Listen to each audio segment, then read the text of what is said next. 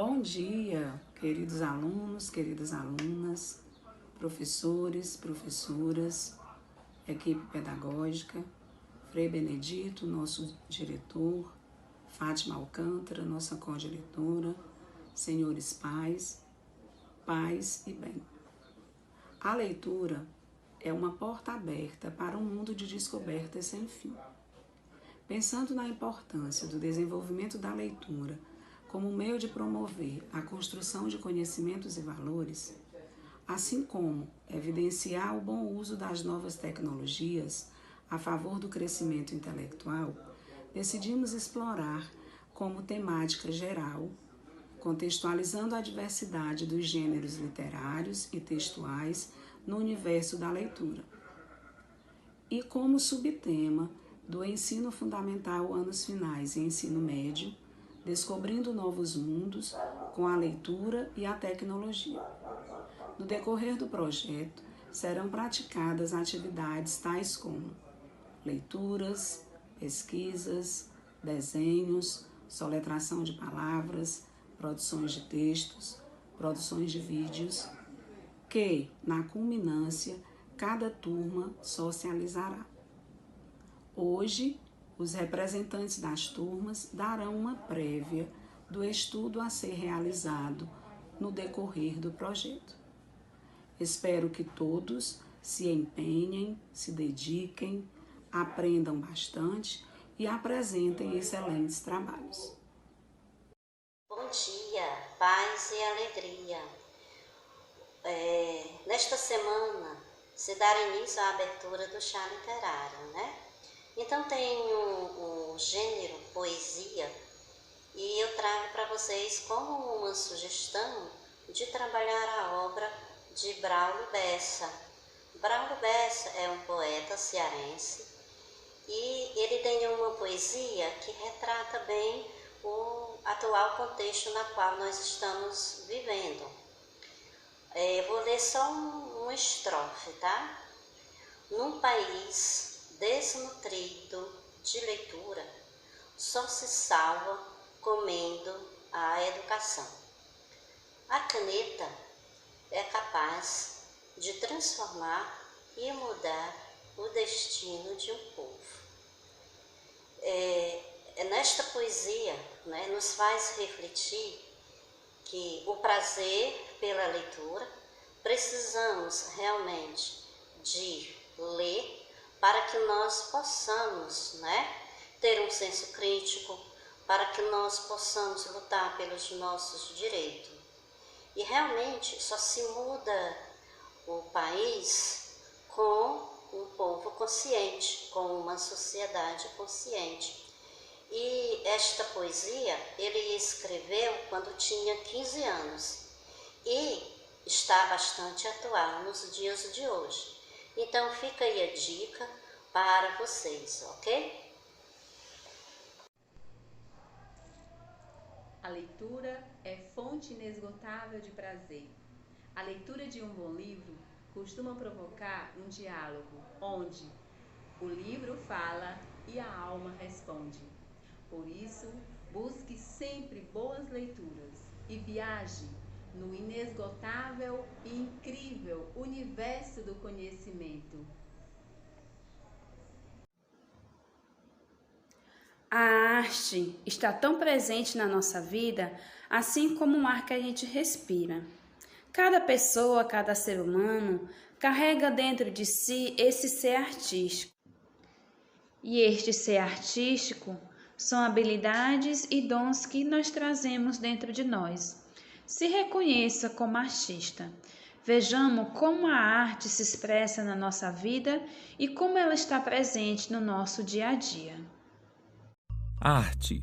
Quando ouvimos essa palavra, alguns de nós imediatamente pensamos em museus ou pinturas. Há também aqueles que sentem que não possuem nenhuma relação com ela, porque acham que não conseguem entendê-la, ou que é algo exclusivo para intelectuais ou fãs do assunto. Mas, na verdade, a arte está para todos que querem experimentá-la e geralmente é encontrada em mais lugares do que podemos imaginar. As músicas que você gosta, os filmes que você vê, a poesia e o teatro e até aquela colcha que sua avó fez para você. Tudo isso e muito mais é arte. Agora, talvez você esteja se perguntando: o que é arte? E qual é sua definição? É difícil encontrar uma resposta, pois ela existe há centenas de anos e evoluiu de muitas maneiras ao longo do tempo. As razões para criá-la variam de acordo com a pessoa e circunstância. Então, defini-la é complicado e é algo que tem sido objeto de discussão ao longo da história. E ainda que não exista uma definição específica, muitos consideram que a arte é algo que mexe com suas emoções. Mas tudo isso depende da sua própria história, ou seja, de quem você é. Por isso, 3 pessoas diferentes poderiam experimentar a mesma obra de arte e ter reações diversas frente a ela. A primeira pode achar que é a coisa mais linda que já viu. A segunda pode odiá-la e a terceira pode não sentir nada. Nenhuma delas está errada, já que todos têm direito às suas próprias preferências e sentimentos. A forma como você se sente quando ouve a sua música favorita pode ser a mesma que alguém sente quando vê sua escultura preferida. E ainda que você não goste de uma escultura, pode ser valioso considerar saber por que outra pessoa gosta tanto dela. Você pode aprender algo sobre a obra e até mesmo sobre você. O termo arte é apenas um rótulo. Com o tempo, muitas pessoas tentaram classificar o que ela é e o que não é, mas esse não é o ponto. Na verdade, é sobre sua experiência pessoal com ela e o significado que você lhe dá. E por mais que nossas reações sejam diferentes, sempre teremos algo para aprender. Com a arte, podemos narrar e lembrar de histórias, assim como explorar nossas emoções de uma forma que pouquíssimas coisas nos permitem. Olá, gente, bom dia, tudo bem com vocês? Eu espero que sim. Paz e bem, primeiramente, sou professora Lídia, professora de língua portuguesa, literatura e produção textual. Hoje eu vim aqui falar a minha definição. O que seria literatura na verdade? Qual o meu conceito sobre literatura? E eu quero falar para vocês que o conceito que eu mais acho interessante de falar seria que literatura é a arte da palavra. É a arte que traz para nós que gostamos de ler um novo mundo, uma nova interpretação. Esse ano, o nosso chá literário fará um lindo trabalho com gêneros literários. Quais são as características dos gêneros literários? E aí nós podemos definir como gênero lírico, gênero épico e gênero dramático. Eu conto com vocês, aliás, nós contamos com vocês, todos os professores, coordenação e direção, que vocês possam estudar, possam compreender e, acima de tudo, assimilar o mundo dos gêneros literários como canal de informação e conhecimento para vocês, tá bom? Eu desejo a vocês um bom dia, um bom trabalho, contem comigo para o que for necessário. Abraço. Lembre-se, o virtual também pode ser real. Abraço, gente!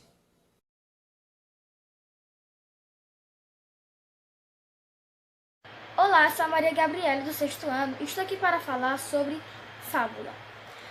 Bom, a fábula ela foi desenvolvida por um escravo chamado Esopo, cujos animais são os personagens principais, fazendo com que os animais sejam exemplo para os seres humanos. A fábula ela serve para a educação e a aprendizagem da criança. Isso porque quando a criança ela lê uma fábula, ela tem a oportunidade de refletir sobre suas ações com colegas e amigos. Não só ajuda crianças, mas sim ajuda a todos a como agir em diversas situações. Bom, essa é a minha apresentação. Espero que vocês tenham gostado e tchau, tchau. Bom dia, meu nome é Sara, sou aluna do 6º ano e hoje eu vou falar um pouco sobre a fábula. A fábula é um gênero literário e tem uma forma curta. É uma narrativa de caráter ficcional e pode ser escrita ou em versos ou em prosa. A linguagem é simples, objetiva e direta. Há uma lição moral no final da história. É composta pelo narrador, personagens, tempo, espaço e moral da história. Ela surgiu no Oriente e foi desenvolvida por um escravo chamado Ésopo na Grécia Antiga.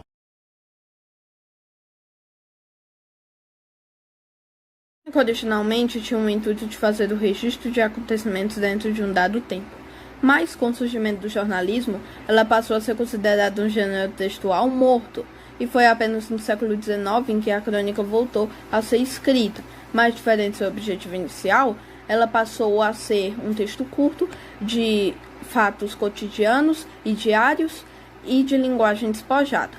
Ainda no mesmo século, a crônica chegou no Brasil, tendo diversos cronistas, como por exemplo Machado de Assis. Sendo um tema muito variável, a crônica tem diversos tipos e variações e pode ser facilmente encontrado atualmente em jornais e revistas. Por ser um texto simples, com motivações comuns e diárias, fora a linguagem simplificada, a crônica consegue atingir diversos tipos de pessoas, até aquelas que não se identificam com a leitura, porque a crônica ela consegue fazer com que os leitores eles se familiarizem com o tema, fazendo com que eles pensem que estão e sintam-se à vontade, como se fosse em uma conversa paralela em uma roda de amigos. Tipos de crônica. Existem vários tipos de crônica, dentre elas a crônica descritiva, crônica narrativa, crônica dissertativa, crônica narrativo-descritiva, crônica humorística, crônica lírica, crônica poética, crônica jornalística, crônica histórica. Dentre elas, eu escolhi duas para falar mais, que foi a crônica narrativa e a crônica humorística. A crônica narrativa, ela é aquela que descreve ou narra um fato cotidiano, a ação de um personagem ou determinado acontecimento, de forma direta, leve e simples de entender. Dentre as mais famosas crônicas narrativas, eu gostaria de citar 3. O primeiro lugar foi Aprenda a Chamar a Polícia, de Luiz Fernando. O segundo lugar foi Dois Velhinhos, de Dalton Trevisan. O terceiro lugar foi A Valente Menina, de Rubem Braga. Crônica humorística.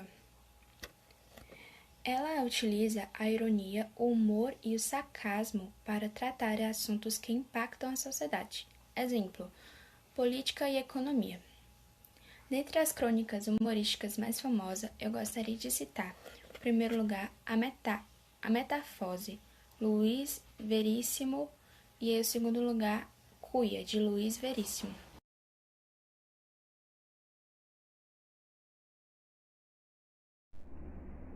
Olá, eu sou a Letícia do 8º ano e hoje eu vou falar sobre o conto.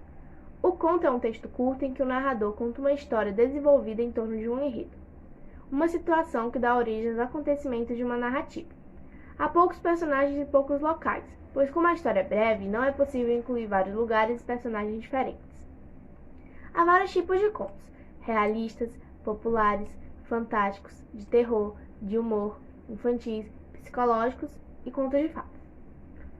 O conto apresenta as seguintes características: espaço delimitado, tempo marcado, presença de narrador, poucos personagens e enredo. Espaço delimitado. O local em que se desenvolve a história é delimitado, como uma determinada casa, rua, parque ou praça. Tempo marcado. O tempo do conto é marcado. Isso quer dizer que é possível saber em que momento a história acontece. Narrador. A história do conto é contada por um narrador, que pode ser narrador observador, narrador personagem ou narrador onisciente. Personagens.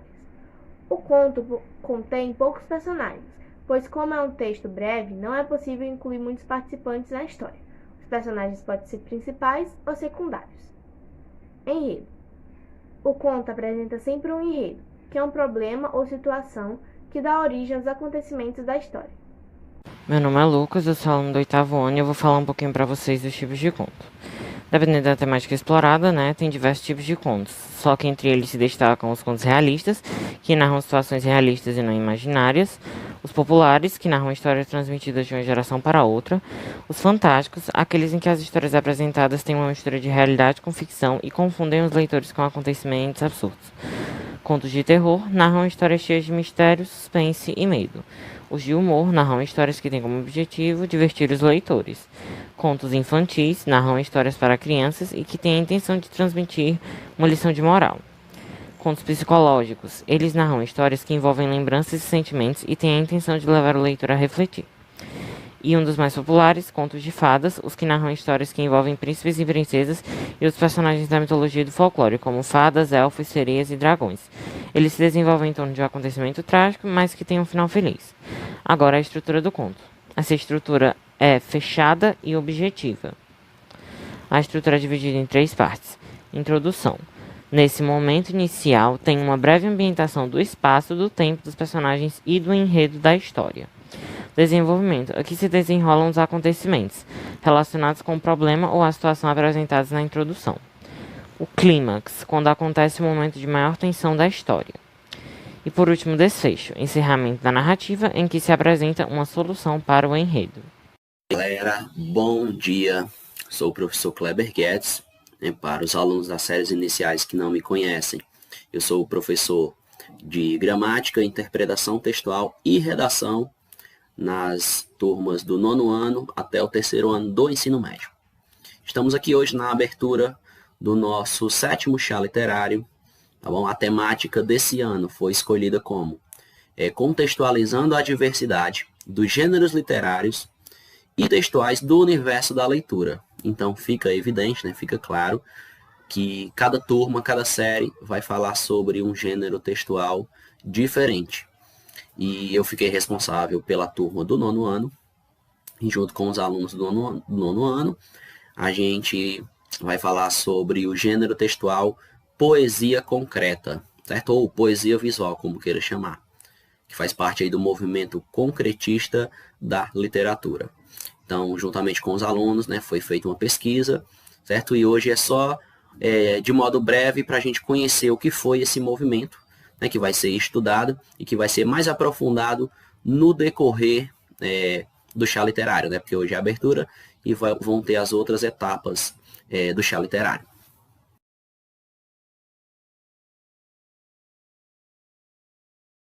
Bom dia, meu nome é Natália, sou do 9º ano. Nosso professor responsável é o Kleber e o tema do chá literário é poesia concreta. A poesia concreta teve início com o movimento da vanguarda concretista do século XX.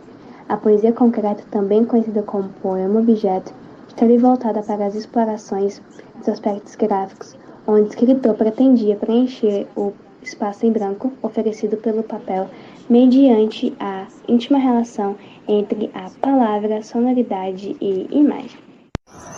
Bom dia a todos, meu nome é Lucas Paz e eu sou do 9º ano. Eu irei falar sobre o nosso tema Poesia Concreta, dando continuação ao texto da Ana Clara. Primeiro eu falarei sobre quais foram os escritores que se destacaram no Brasil. Os principais representantes da poesia concreta no Brasil foram Augusto de Campos, Haroldo de Campos, Décio Pignatari, Ferreira Goulart. E agora um pequeno texto sobre em que período literário ocorreu. Surgiu, portanto, no início do século XX, mais precisamente em 1930, quando o holandês Theo van Doesburg publicou o Manifesto da Arte Concreta.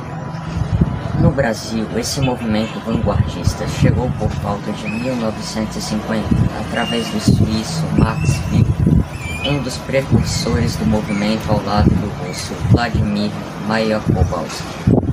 Bill popularizou as concepções dessa nova tendência na Exposição Nacional de Arte Concreta em 1956. Obrigado pela atenção a todos, um bom dia. Oi pessoal, tudo bem? Aqui quem fala é a professora Lívia, de literatura, Sou professora do ensino médio. Meu nome é Lívia Uchoa. E eu estou aqui gravando esse vídeo para a gente falar um pouco sobre o chá literário esse ano. Vai ser de forma remota, nós ainda não podemos nos reunir presencialmente. E pensando, né, nessa situação que o mundo vive, pensando em superar tantas dificuldades, a escola sugeriu que nós falássemos sobre os gêneros literários, e em literatura no ensino médio nós optamos por falar do desenvolvimento de alguns gêneros que transformaram-se atualmente em gêneros eletrônicos, né? No primeiro ano será abordado o desenvolvimento do gênero carta, que é um dos gêneros mais antigos, para como a carta evoluiu para que chegássemos ao e-mail, né? No segundo ano nós vamos falar sobre o diário e o desenvolvimento para o blog. E o terceiro ano, que não é propriamente um gênero específico, nem a evolução, né? Mas algumas curiosidades sobre o Instagram, uma das redes hoje mais usadas tanto para a parte social como para a parte comercial, né? A rede, como se modificou, com que intuito ela surgiu, enfim.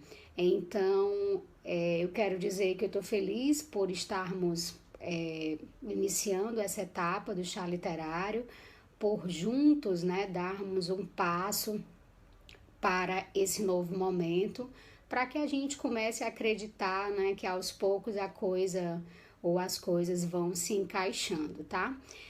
Então é isso, perdoem aí a falta de jeito, mas faz parte. Então, desejo a todos, né, aos meus alunos, aqueles que eu já conheço e aqueles que eu só conheço pela telinha ou só pela voz, né, como os meninos do primeiro ano e as meninas, desejo a todos nós sucesso, boa sorte para essa nossa jornada do chá literário e acredito sim que vai ser uma jornada de muito sucesso, tá? Beijo, galera!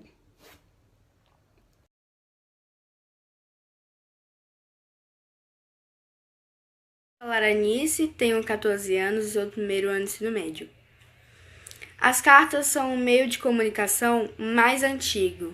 Ela é considerada a mãe de todos os gêneros textuais, junto com os mitos e os contos populares. Com a criação do telefone, as cartas começaram a perder a sua força, já que pelo telefone nós temos uma comunicação mais rápida.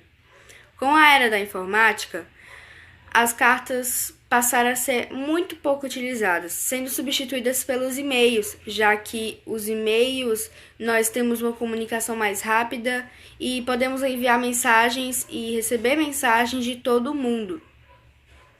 Atualmente, nós não usamos o e-mail mais para a comunicação. Nós substituímos pelas redes sociais, o WhatsApp, o Instagram, mas ainda utilizamos os e-mails, já que os e-mails são uma espécie de identidade digital. Para você fazer o login ou o cadastro em um site, sempre precisamos do e-mail. E o e-mail também é um ótimo jeito de protegermos os nossos dados, já que possui uma senha.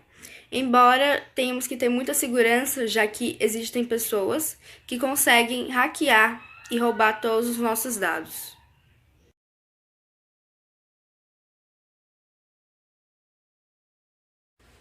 Eu sou Ana Letícia, do segundo ano do ensino médio, e eu vou falar sobre a evolução do diário para o blog.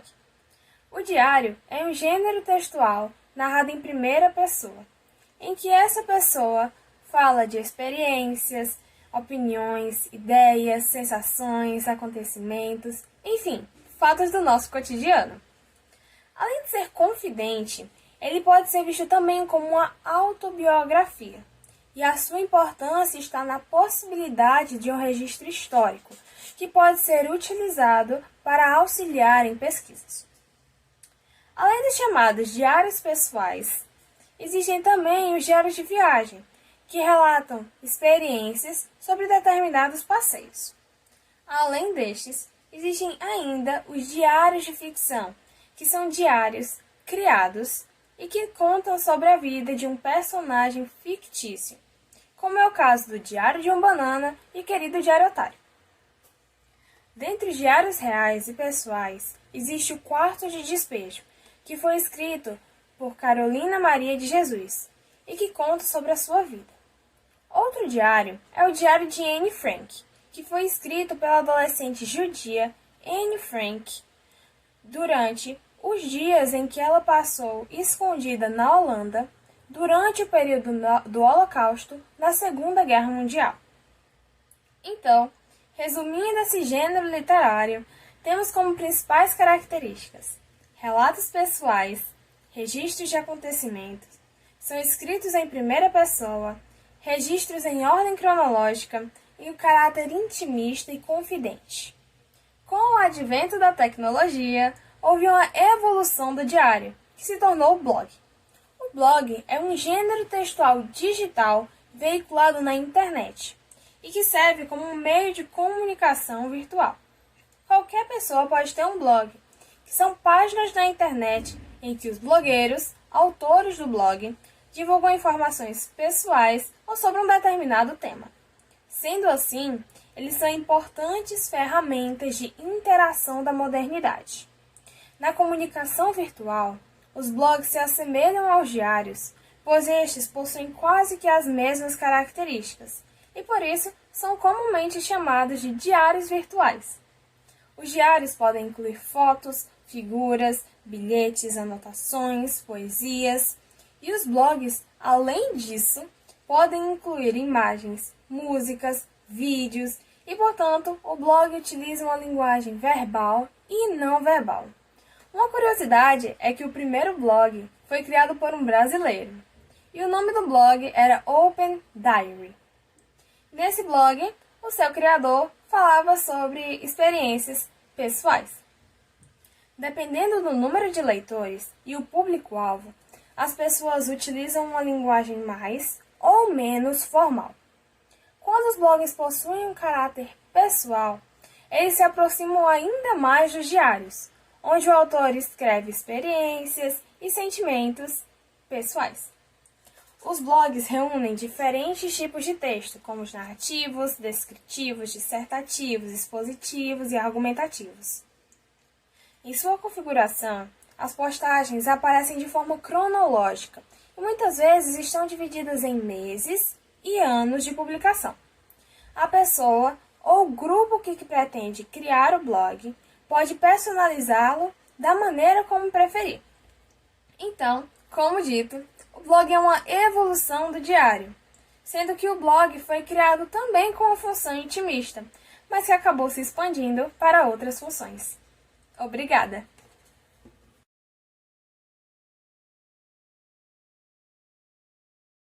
Você já deve ter ouvido a palavra Instagram. Bom, então você deve saber que o Instagram é uma rede social bastante conhecida, uma das maiores redes sociais do mundo e tem como principal objetivo o compartilhamento, a postagem de fotos e vídeos para que pessoas, no caso seus seguidores, possam curtir, possam comentar, possam compartilhar. Mas você sabe como surgiu o Instagram? Tu sabe como surgiu o Instagram? Não.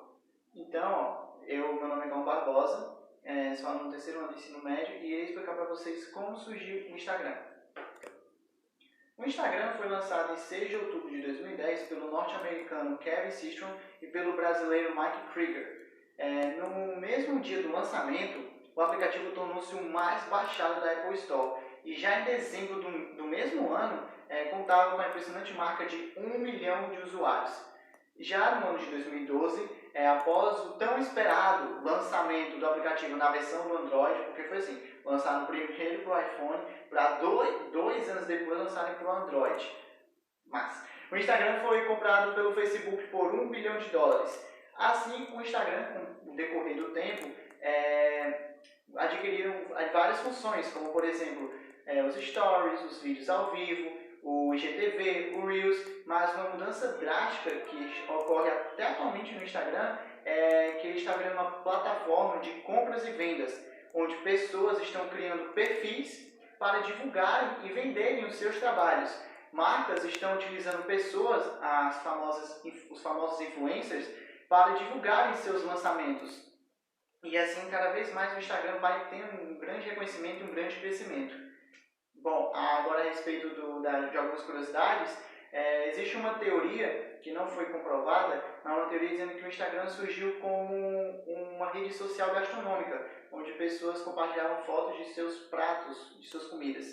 Outra curiosidade é que, sim, isso sim já é comprovado, é que o Instagram é uma junção, o nome Instagram é uma junção de outras palavras, que tipo, o Insta significa Insta Camera, que em português é câmera instantânea, e o Gram significa Telegram, que em português significa telegrama. Bom dia, pessoal. Bom dia, paz e bem a todos vocês, alunos e alunas do nosso Colégio Seráfico Nossa Senhora do Brasil.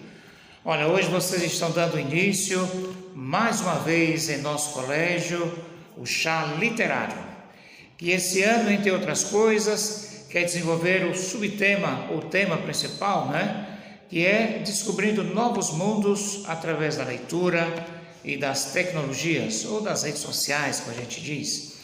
Em resumo, seria relacionar o hábito da leitura, a importância da leitura, com as redes sociais, com as tecnologias de hoje. É um tema muito importante e eu estou bastante curioso em saber como é que vai sair o resultado desse chá literário, que hoje está começando. Então, eu estou bastante interessado em saber o que vocês vão descobrir, que mundo diferente vocês vão descobrir através desse tema, desenvolvendo esse tema da leitura e as tecnologias, tá certo? Gente, olha, a leitura é fundamental. Você pegar no livro, você ler um texto na internet, no computador, no seu celular, ou então no seu notebook, enfim. A leitura, seja em livro, seja de forma digital, é fundamental para a nossa formação, para a nossa vida. E é esse o objetivo principal do nosso colégio ao promover o chá literário. Que vocês desenvolvam por toda a sua vida o hábito da leitura. Porque através desse hábito de ler cada vez mais um texto, um livro, seja um livro digital, um e-book, ou seja um livro de papel, um livro material ali na mão, mas a leitura lhe ajuda a lhes dar um novo conceito de mundo e de vida e de realidade. E isso é fundamental para o nosso crescimento em nossa vida, tá bom? Então, aproveitem bem o chá literário, aproveitem bem as atividades, se envolvam para valer, que vocês só terão o que ganhar. Tá bom? Bom proveito, ótimo chá literário, tudo de bom para vocês e tenham um ótimo dia de estudos, de trabalho, de atividades, tá bom? Deus abençoe vocês, paz e bem.